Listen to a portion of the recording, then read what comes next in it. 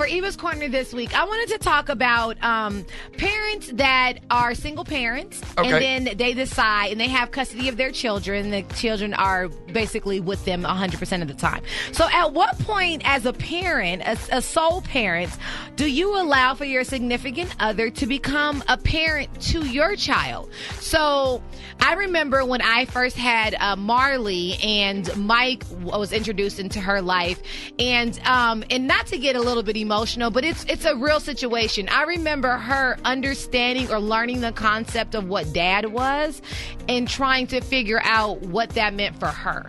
She knew who mom was. She knew who she was, but she was trying to understand, like, so what is this dad thing?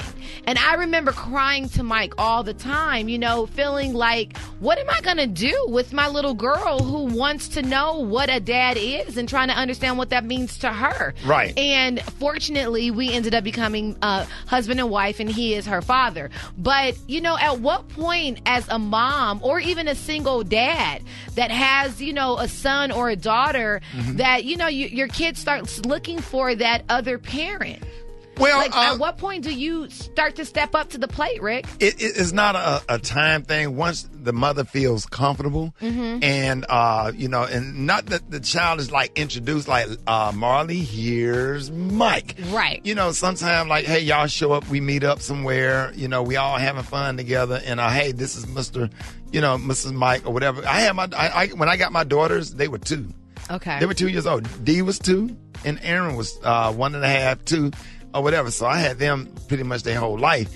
And, you know, once the chemistry developed or whatever, you know, and it's like, even, well, I ain't gonna make it about that, but even when the relationship ends, or whatever, I never went to pick up my son and did not pick up his sister, Dee, who's my daughter. You just don't do that. Yeah. It ain't cool. It's not good. That means that you didn't love her to begin with, that your love was fake. Or whatever, and you don't do that to a child. The child look at you and think that you see you in the light, parental image. light. Absolutely. And just whenever the mother feels comfortable, if you feel like it's a good guy, even if you feel like it's a good guy, if the relationship don't work out, that he's still gonna stick around and be there for the kid. Important. And that's a conversation to have. Say, hey, let me ask you a question. Because I know sometimes relationships don't work out. Because one thing we don't do, we always operate off of feeling good. We never get a clear understanding. Before I introduce you to my son and my daughter, let me ask you, if something happens and the relationship don't work out, are you still willing to be a part of my son or daughter's life? Because once we start this or whatever, I can go through it, but they can't go through it. Right. They already don't have a dad. Right. You know what I'm saying? So tell me this one, Rick. At what point do you discipline your significant other's child? So I have a brother, and my brother has a girl, and they have a child together, but she had a child before their child together. Right. And it's a little boy. The little boy bad. Let's just call a spade a spade. This little boy is bad, and he needs some discipline. But my brother doesn't feel like it is his place to discipline this little boy. It's his place to discipline the child if the child is in the house.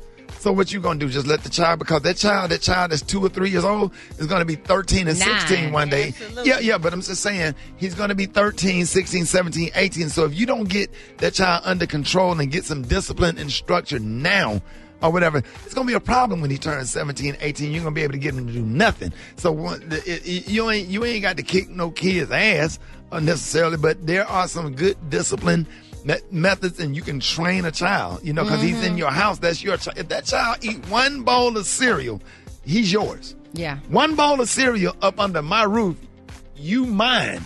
You belong to me. You know, I got nieces and nephews, all that kind of stuff. And you just have to do. My grandma said, if you can train a dog, you can train a child. It's so or true. whatever. And you just have to, you know, leave them a little something to make them think that you at least a little crazy. Every now and then, go in the kitchen, take a plate out of the cabinet, and just slam it on the floor and let it shatter and just walk out.